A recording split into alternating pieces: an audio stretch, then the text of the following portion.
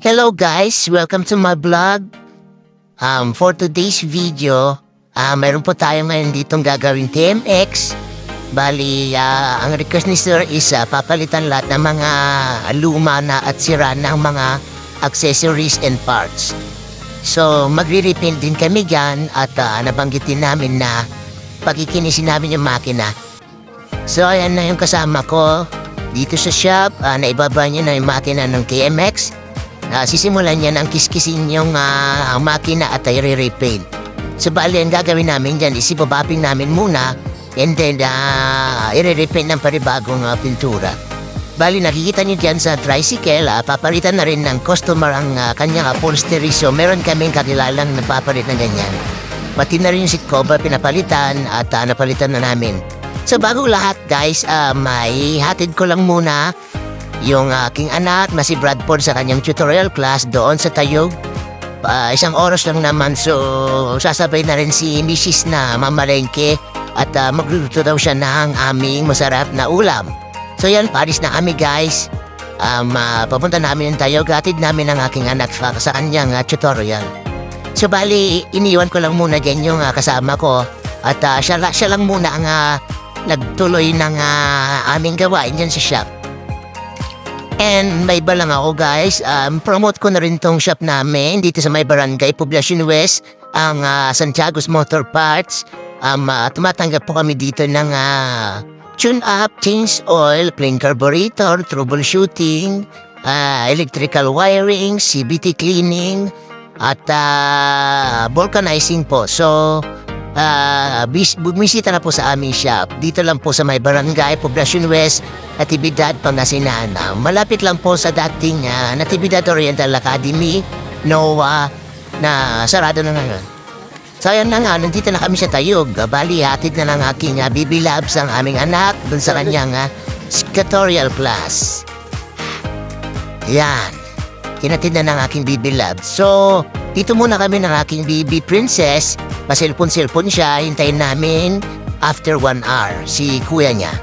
So yan na nga, tapos na ang kanyang tutorial class. Nasundo na ng aking BB Labs ang aming poging-poging anak na si Bradford Daniel. So, bali, magagasolina muna siguro kami and after that, mamamalengke mamaya doon sa Tayog na rin kami mamalengke para makapagluto ng masarap na ulam at pananghalian ng aking BB Labs.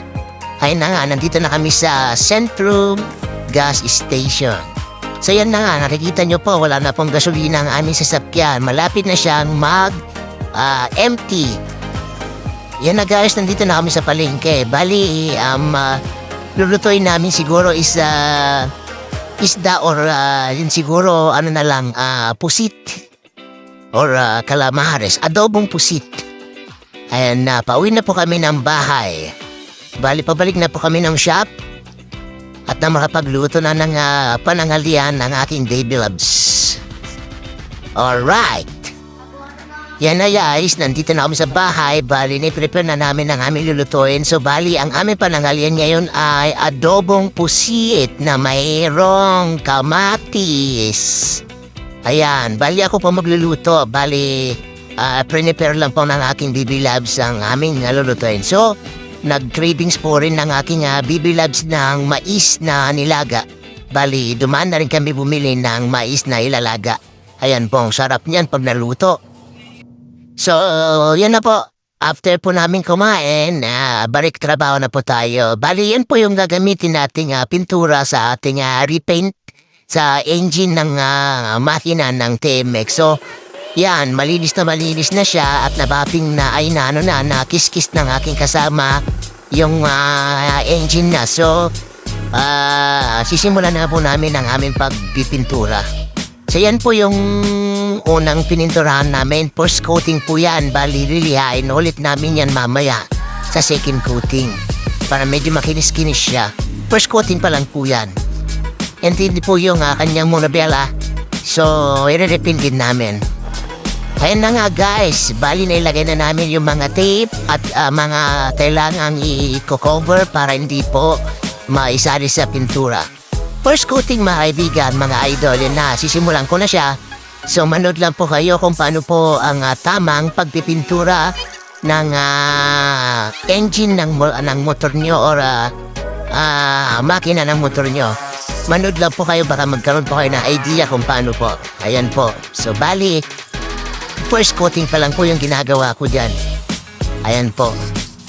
Actually guys, hindi na ako gumamit ng primer gray. So direct na akong silver kaagad. Pero okay lang naman kung wala namang primer gray. Ang akin kasi is gusto ko is silver. Kasi silver naman ay kulay ng makina. So nilagyan ko na siya ng silver kaagad. Wala na po siyang primer gray. Depende naman po sa inyo kung ano po yung gusto nyo. Pwede naman po mayroong primer gray and papatungan na lang siya ng silver. Kasi sa akin po, bali silver na lang po yung diniretsa ko. Maganda naman po ang kinalabasan. Mamaya po makikita nyo sa video natin sa last part na maganda na po yung kinalabasan ng kulay ng makina sa pagpipintura ko. So, watch lang po kayo. Manood lang po. Enjoy watching.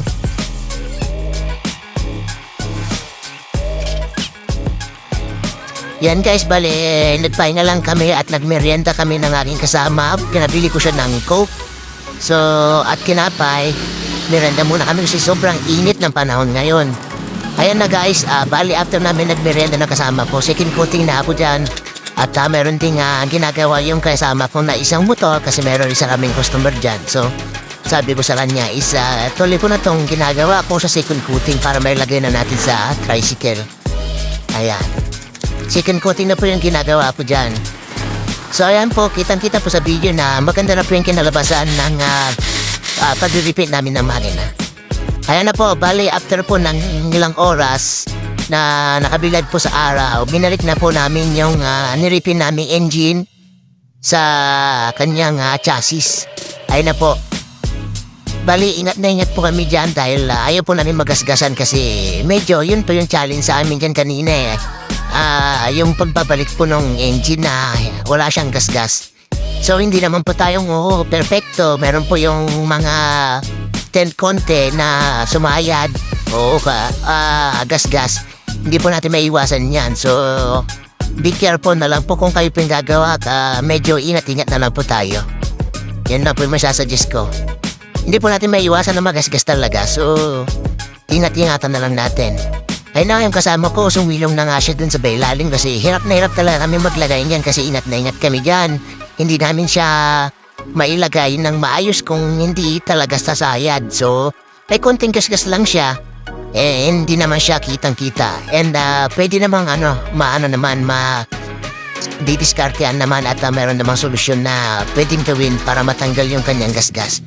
Bali, binabalik ko na din yung upuan ng motor. So, tapos na kaming nilagay. Ayun na po yung kinalabasan.